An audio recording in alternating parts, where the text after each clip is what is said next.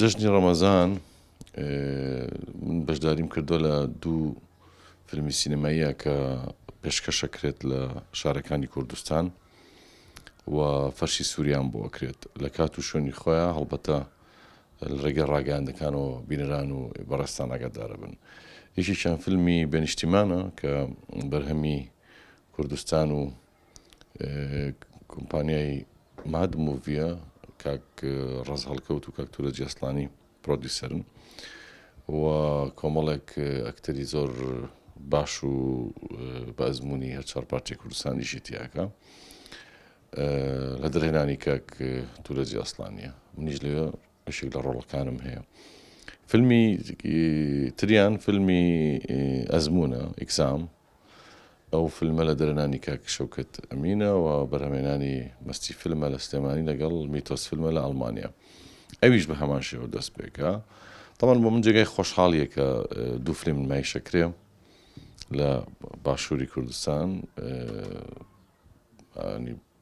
هەستەکەین هێواژ هێواش سینەما خەریکە پێی خۆیەگرێت وە لەوەش خۆشتر بە منەوەیە کە لە هەردوو فیلمەکە هەم.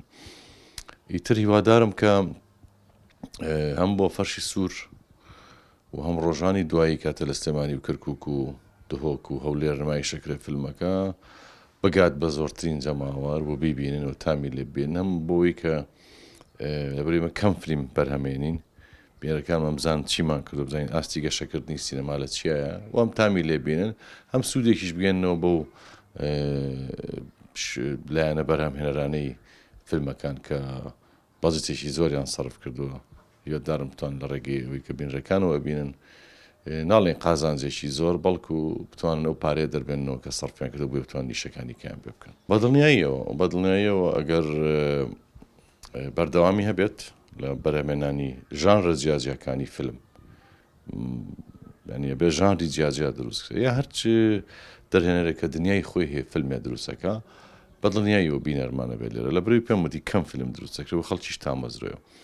بەڵام ئێمە تەماحی ئەومانەیە کە ئاستی زمانی فیلمی سینەمایی کوردی بەرزکەینەوە و بۆ ئەوەی بە ئاسانی فیلم دروستکەی، فیلمێک چیرۆکیشی سەرنجڕاکێش بە زمانێکی سینەمایی سەرنجڕاکێش بجارڕێتەوە بۆی بتوانین منافەسە بکەین لە فستیڤاڵەکانە و بینەرەکانمان تامی لێ بێنن.